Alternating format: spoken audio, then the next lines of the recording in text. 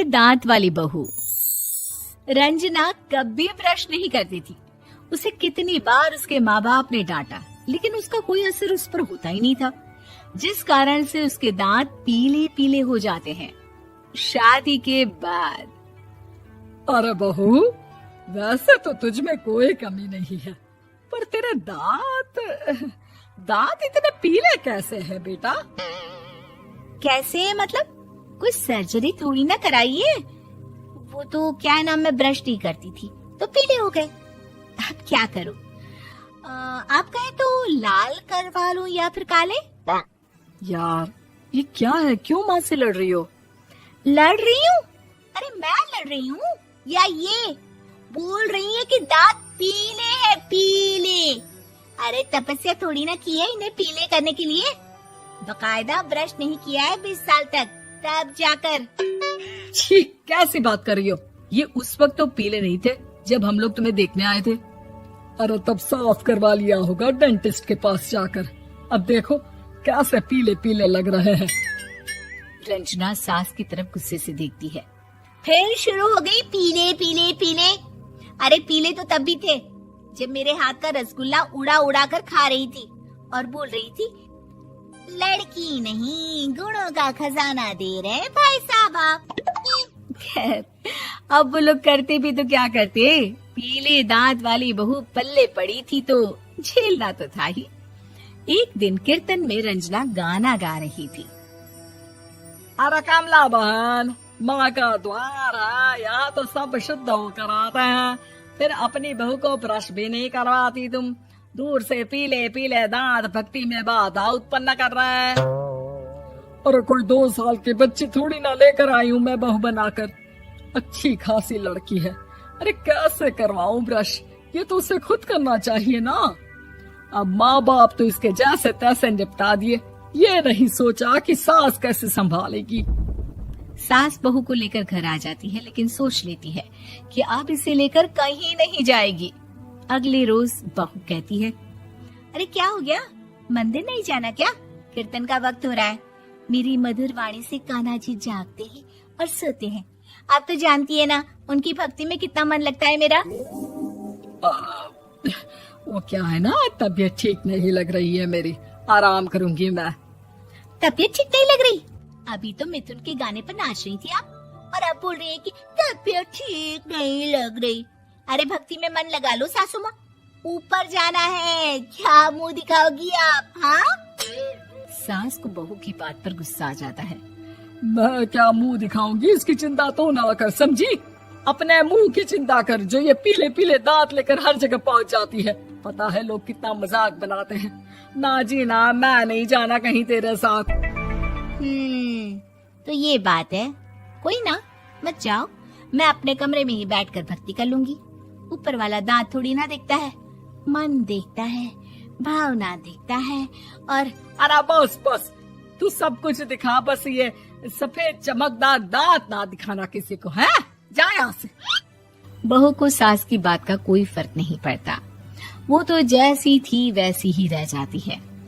सुबह नहाकर किचन में खाना बनाना, फिर खाना खाना, कीर्तन भजन करना और सो जाना।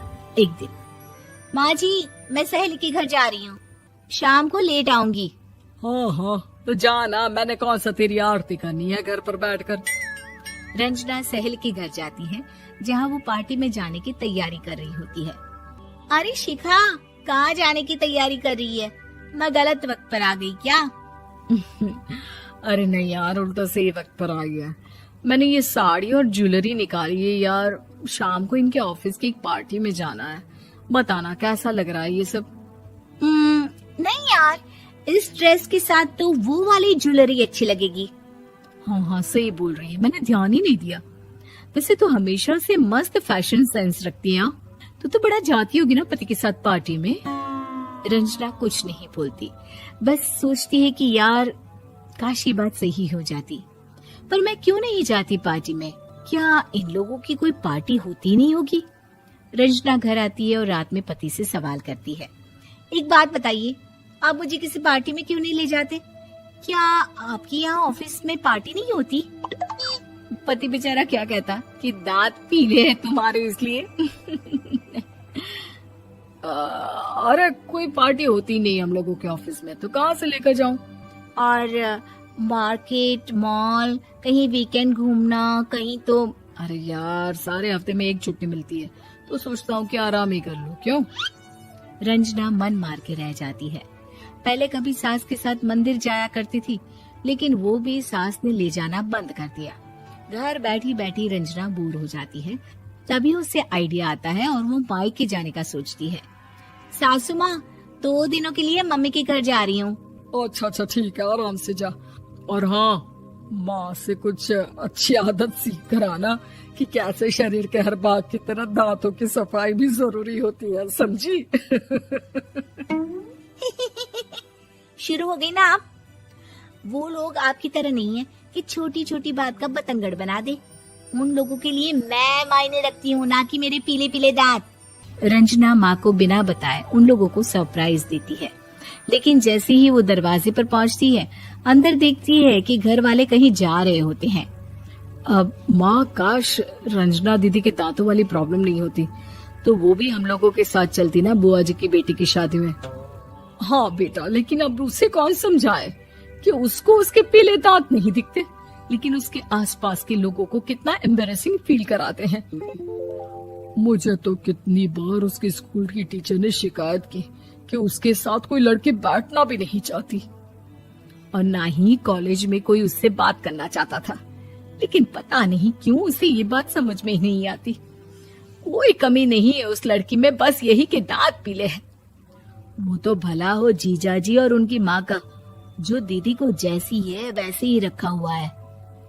रंजना को अपने घर वालों की बात सुनकर बहुत दुख होता है।